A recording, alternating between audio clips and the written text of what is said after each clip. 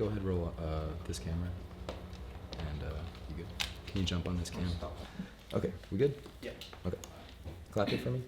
Ready? Okay. You want to go ahead and introduce yourself?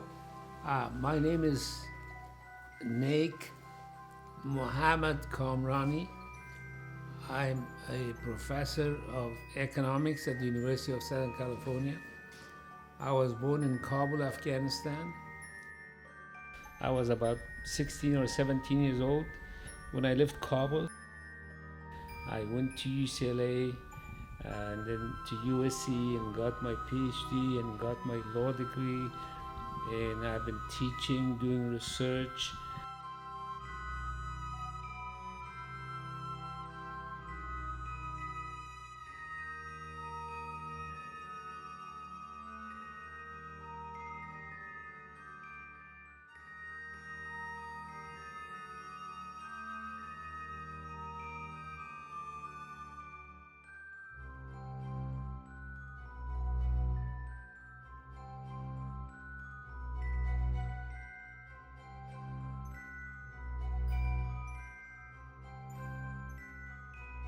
When I returned to Afghanistan, I landed in the Sea of Kabul, and then I went to my town.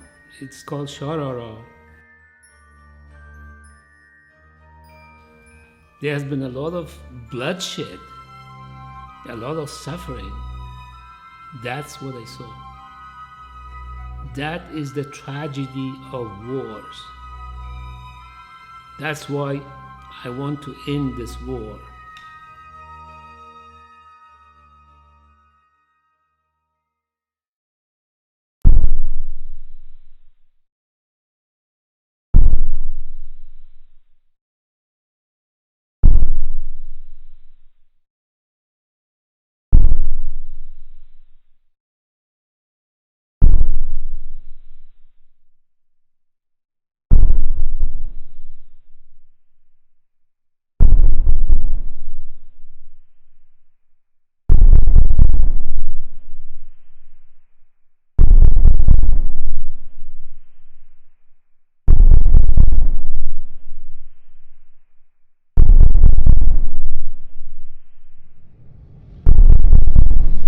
Nothing has changed for the better. Nobody here is going to know.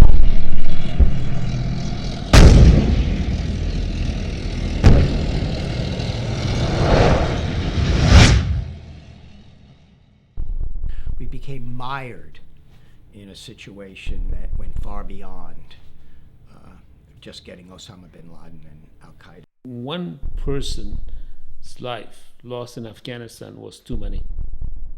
There was no reason for it.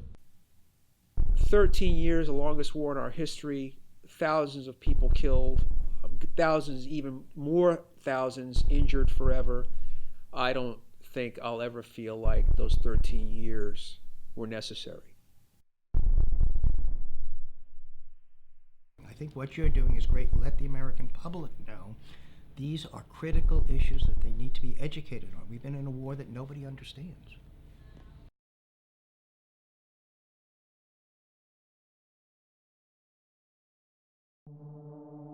What happened on September 11th was a huge crime. It was a crime against humanity. The idea of blowing up buildings, blowing up airliners, killing almost 3,000 people at one time on one occasion, it was a horrific crime. It was questionable from a point of view of international law because it wasn't a state that had attacked the United States. It was a non-state actor situated within a state.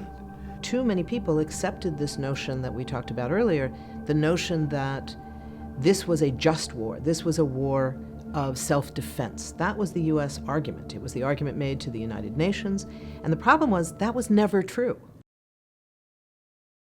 Before the invasion of the Soviet Union, Afghanistan was making progress. They were emphasizing education for girls, emphasizing modernity, technology. And all my sisters, my 6 sisters in my family, They all went to school. They graduated high school. They went to professional schools. They became either teachers or nurses. So Afghanistan was doing quite well. And in fact, if it had continued, it would be a modern state today.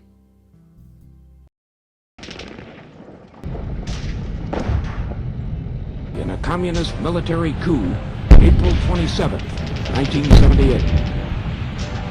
Estimates vary, but from 2,000 to 10,000 died in the communist takeover. Administrators from the former republic had been purged, in some cases shot.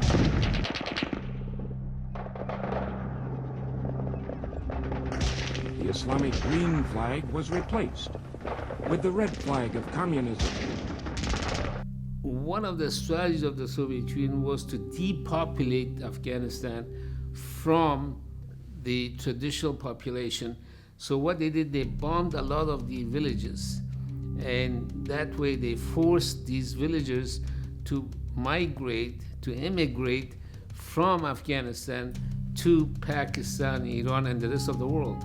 At the time, the population of Afghanistan was between 12 to 13 or maybe 14 million people, but almost 7 million went to those countries, to Pakistan, India, Iran, and the rest of the world. That's almost 50% of the population.